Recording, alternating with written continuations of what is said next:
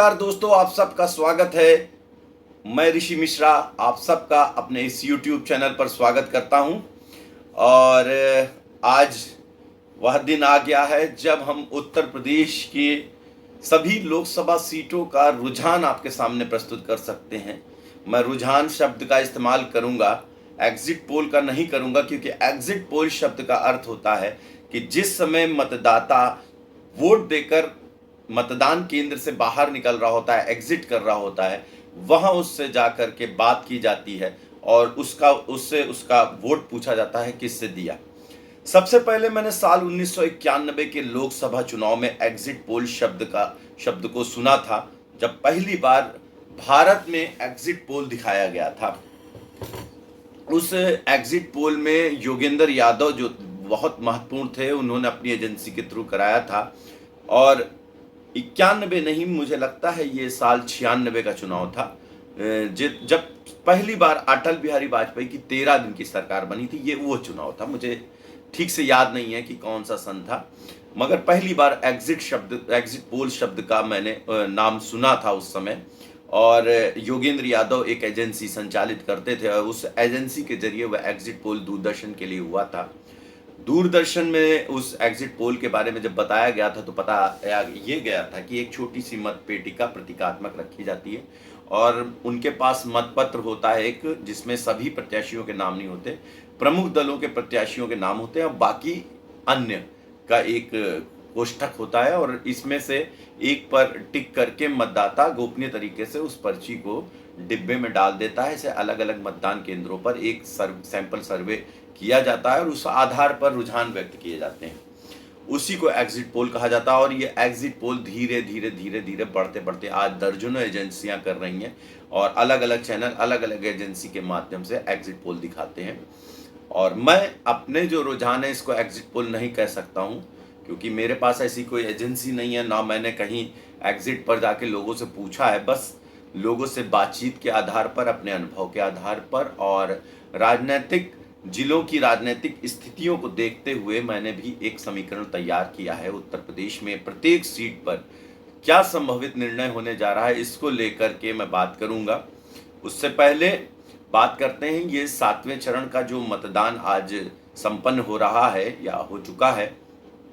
इसमें प्रधानमंत्री नरेंद्र मोदी वाराणसी से चुनाव लड़ रहे हैं और पूरा केंद्र उन्हीं को मान करके पूरा मतदान हो रहा है। मतदान प्रचंड गर्मी के बावजूद दोपहर 3 बजे तक काफ़ी ठीक ठाक था और ये लोगों की जागरूकता बताता है पूर्वांचल के कि उन्होंने इतनी प्रचंड गर्मी में भी मतदान करके एक अच्छा संकेत दिया है।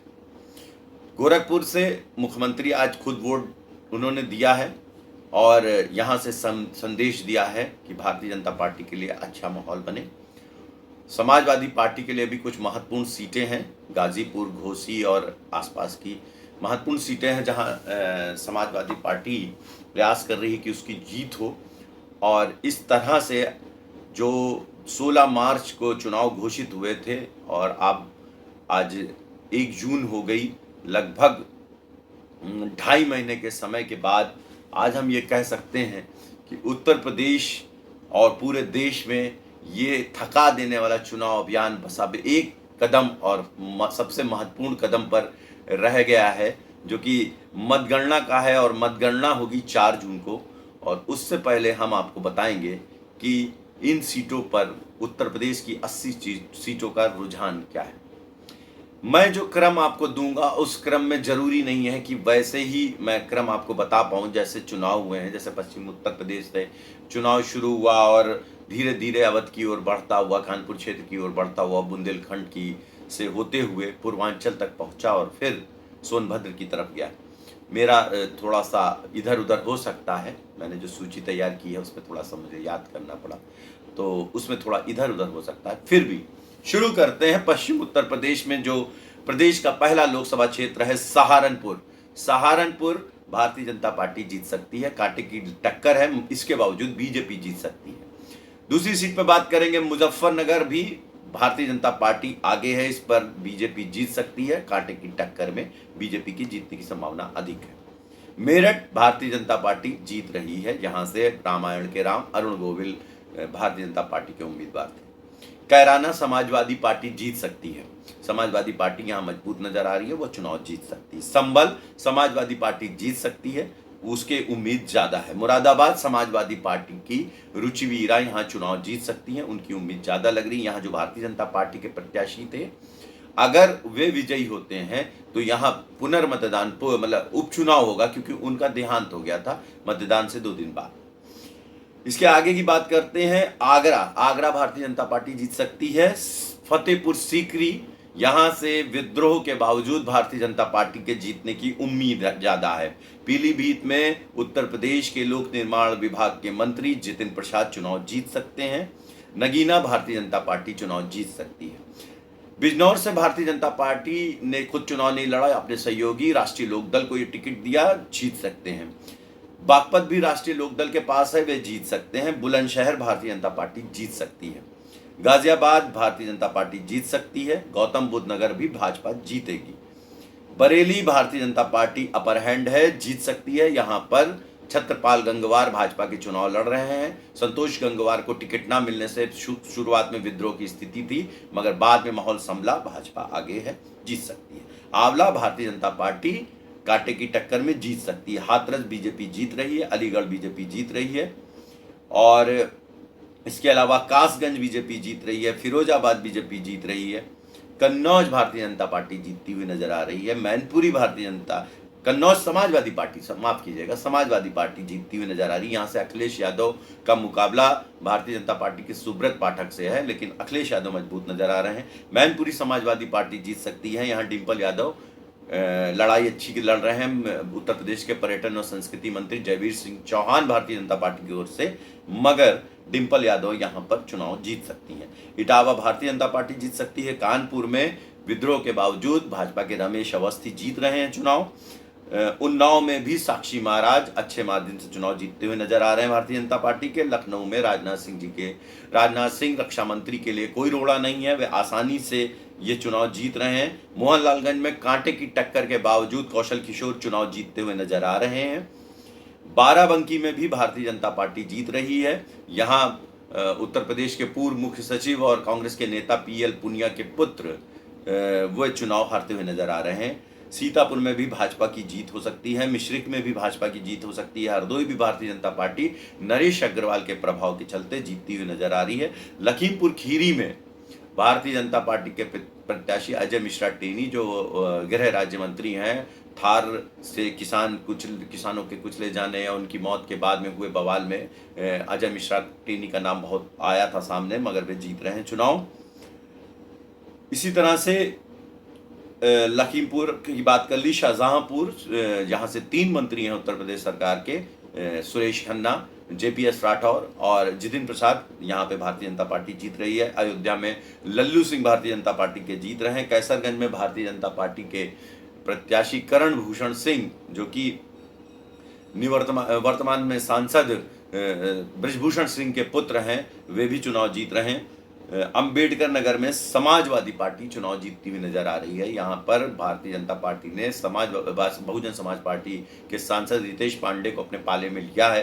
कांटे की टक्कर में फंसे हुए हैं, मगर हारते हुए नजर आ रहे हैं। फिलहाल मैं इतना कह सकता हूँ।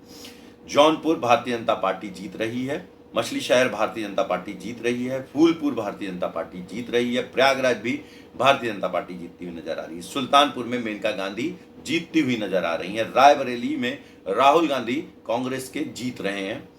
अमेठी में भारतीय जनता पार्टी की स्मृति ईरानी टक्कर बताई जा रही है, इसके बावजूद वे जीतती हुई नजर आ रही है। प्रतापगढ़ में भी भारतीय जनता पार्टी के संगम लाल गुप्ता जीतते हुए नजर आ रहे हैं। कौशाम्बी में भी भाजपा जीत रही है। बस्ती में भी भारतीय जनता पार्टी के हरीश द्विवेदी जीतते हुए नजर आ रहे हैं।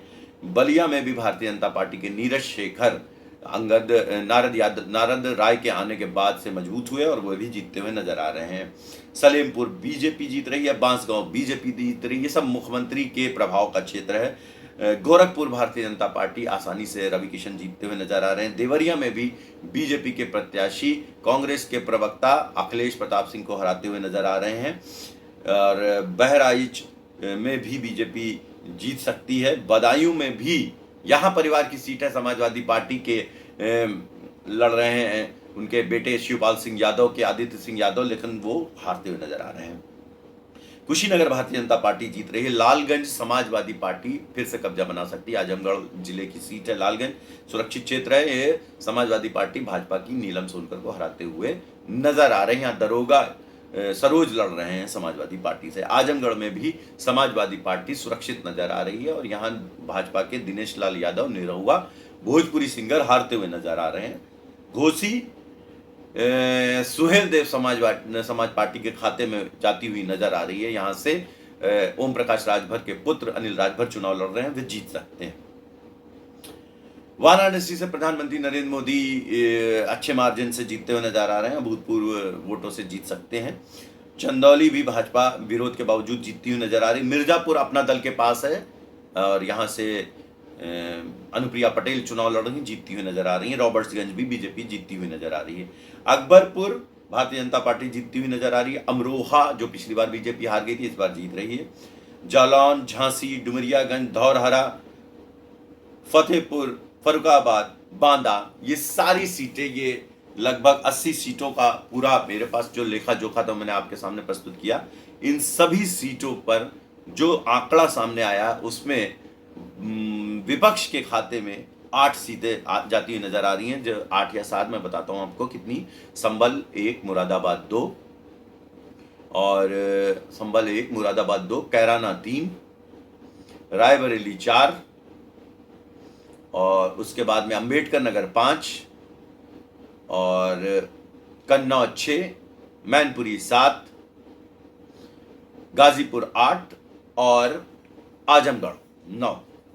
तो इस तरह से भारतीय जनता पार्टी और एनडीए 2014 में जिस तरह से उन्होंने 73 सीटें जीती थी, इस बार उस आंकड़े को छू सकती है, लगभग पहुंच सकती है वहां पे। मेरा यह मानना है कि बीजेपी 71 ± 3, अब जितनी मैंने सीटें भाजपा को जीतती हुई बताई उनमें से संभव है कि बीजेपी 3 और सीट हार जाए या 3 और सीट जीत जाए।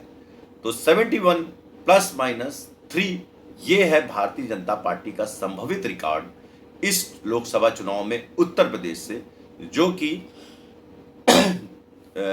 निश्चित तौर पर 2019 से अधिक हो सकता है, लेकिन 2014 से कम होने की संभावना है। एक संभावना यह भी है कि 2014 से भी बढ़कर भाजपा 1-2 सीटें आगे निकल जाए, उसकी संभावना कम नजर आती है। मगर यह तय है कि बीजेपी 2019 से आगे निकल कर इस चुनाव में लगभग 70 से 71 सीटें जीत सकती है। बहुत से लोग मेरी इस राय से बिल्कुल भी सहमत नहीं होंगे, मैं जानता हूं उनको ये राय मेरी अच्छी नहीं लगेगी और मेरा कोई इसमें पूर्वाग्रह नहीं है। मेरा जो आकलन है, ये मेरा अनुमान है, गलत भी हो सकता है, मैं ये नहीं कहूँगा कि मैं सही हूँ, लेकिन जितना मैं यहाँ से देख पा रहा हूँ, समझ पा रहा हूँ, उस हिसाब से यही प्रदर्शन भारतीय जनता पार्टी का होने वाला है। और विपक्ष में समाजवादी पार्टी अपने परिवार की सीट बचाते हुए, एक सीट उनकी हारती हुई दिख रही है परिवार की, वह है बदायूं की। आदित्य यादव, जहां शिवपाल सिंह यादव के पुत्र लड़ रहे हैं, वे हारते हुए नजर आ रहे हैं। बाकी फिरोजाबाद भी बचती हुई नजर आ रही है समाजवादी पार्टी की, और मैनपुरी, कन्नौज, ये 3 सीटें और एक परिवार की जो सीट है वो मैनपुरी हो गई, कन्नौज, हाँ आजमगढ़ जहां धर्मेंद्र यादव चुनाव लड़ रहे हैं। तो ये 4 सीटें परिवार की बचती नजर आ रही हैं। इसके अलावा वे गाजीपुर प्राप्त कर रहे हैं, कैराना प्राप्त कर रहे हैं, संभल प्राप्त कर रहे हैं, मुरादाबाद भी प्राप्त कर सकते हैं। तो ये समाजवादी पार्टी अपने पिछले प्रदर्शन को कुछ सुधार सकती है इस चुनाव में, जो केवल 5 सीटें जीते थे। बहुजन समाज पार्टी 0 होने जा रही है। कांग्रेस अपनी एक रायबरेली की सीट जो पिछली बार उनके पास थी, इस बार भी उनके पास रहेगी, ऐसा मेरा पूरा अनुमान है। और उम्मीद यही है कि लगभग परिणाम मेरे इस बताए हुए विश्लेषण और निष्कर्ष के आसपास होने की संभावना है। बाकी जो कुछ होगा, जो सच होगा, जो सही होगा, वो 14 जून को, माफ कीजिएगा, 4 जून को सामने आ जाएगा कि मैं सही हूं या कोई और सही है, और देखते हैं क्या होता है। लेकिन मैंने तो रिस्क उठा लिया कि मैंने ये आंकड़े आपको बता दिए हैं। आप सबका सहयोग चाहूँगा। मेरे इस वीडियो पर लाइक कीजिए, कमेंट कीजिए और मेरे इस चैनल को सब्सक्राइब कीजिए। अपने सुझाव दीजिए कमेंट बॉक्स में आकर। आप सबका मैं धन्यवाद करता हूँ। फिर मिलते रहेंगे। नमस्कार।